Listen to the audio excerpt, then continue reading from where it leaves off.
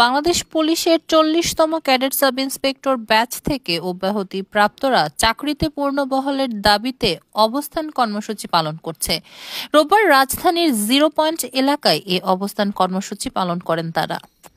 এর আগে শৃঙ্খলা ভঙ্গের দায়ে রাজশাহীর সারদা পুলিশ একাডেমিতে 40তম ব্যাচের প্রশিক্ষণ শেষ হওয়া মাত্র 1 মাস আগে তাদের অব্যাহতি দেওয়া হয়। অব্যাহতিপ্রাপ্ত সাজেদুল ইসলাম বলেন, আমাদের বিনা অপরাধে চাকরি থেকে অব্যাহতি দেওয়া হয়েছে। এখনো আমরা জানতে পারিনি আমাদের অপরাধ কি।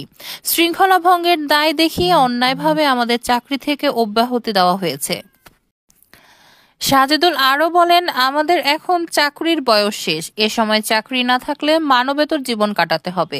তাই সব অব্যাহতি প্রাপ্তদের বেতন ভাতা ও সব সুযোগ সুবিধা সহ চাকরিতে পূর্ণবহাল দাবিতে অবস্থান কর্মসূচি পালন করছি।